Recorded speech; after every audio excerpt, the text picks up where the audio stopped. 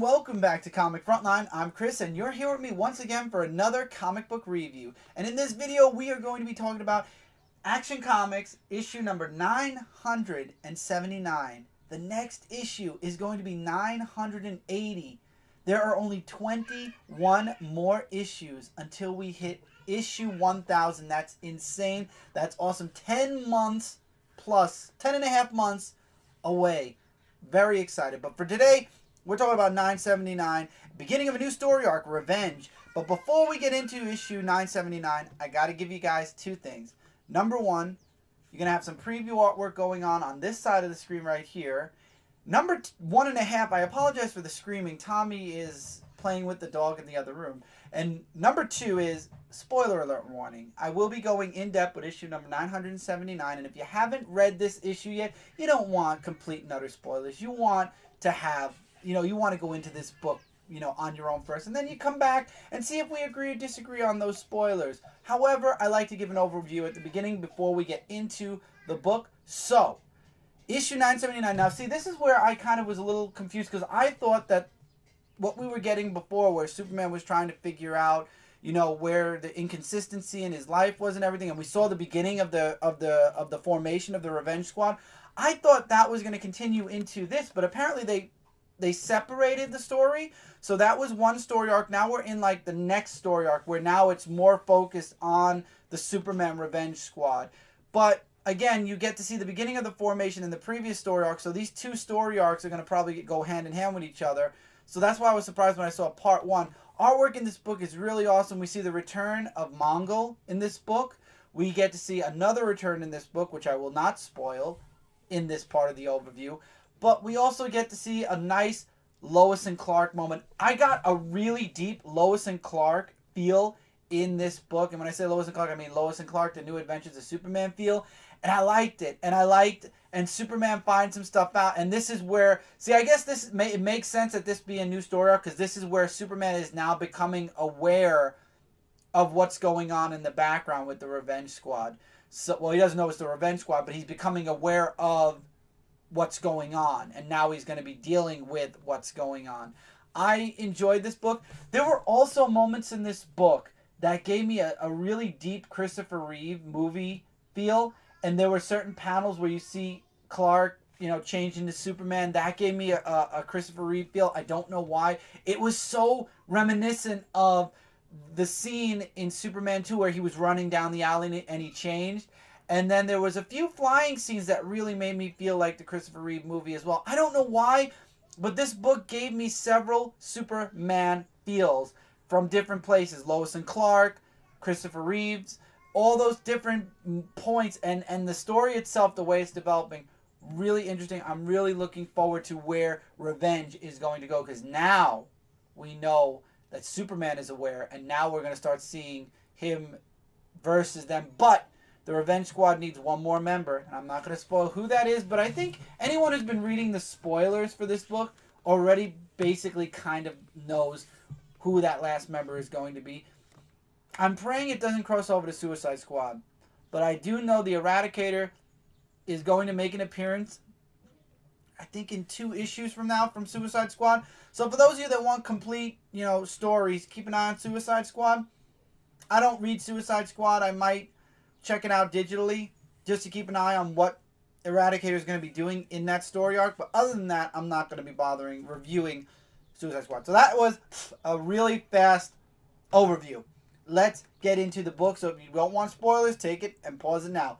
Book opens up with Mongol, of course. He's still stuck in the dream world thanks to the, I forget what it was. I think by the Black Mercy Flower. He's still stuck in the Black Mercy Flower, but the Eradicator saves Mongol. And then we take a flip over to Lois and Clark, who are now in Metropolis looking at a really big, nice apartment because Lois and Clark and John are going to be moving back to Metropolis. And you just see them talking about moving back, how their family's how John is going to adapt to the city, how much Clark missed the city, how much Lois missed the city, how this apartment is going to work for Clark being Superman, how he can get out without anybody noticing him. And the weird thing is, The weird thing I feel with this book is Superman just fled the Fortress of Solitude, petrified that Oz is watching him even in his Fortress of Solitude. But then we transition into this issue, and it's like he kind of took that and put it in the way back of his mind, and all they're focusing on is him and Lois in this apartment. I would think that he'd make a mention of the ramifications of what happened in the fortress, and it seems like it's completely and utterly out of his mind. It's understandable, again, because it's Lois and Clark, and it felt great. It's just weird that he didn't make any mention of it or had any, like, back of his mind, you know, spoken out kind of concerns about it.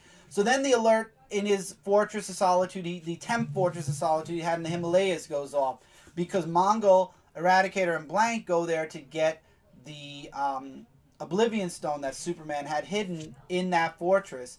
And there is a line of defense, but unfortunately, as he finds out, because we get that Reeve moment where he's running down the alley and he changes into Superman and he goes off and he lands at the Himalayan Fortress of Solitude.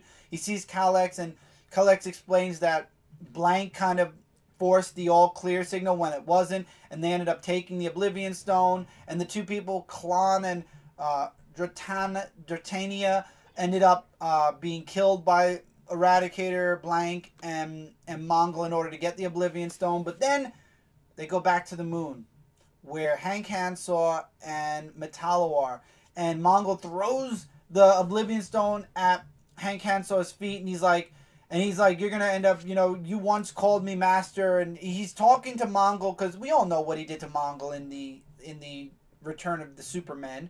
Mongol was basically his servant, and he tries to kill Hank Hansaw, and Eradicator jumps in to stop Mongol, and then Hank Hansel puts the Oblivion Stone together, and whoever has the full Oblivion Stone gets their heart's, it grants their heart's greatest desire.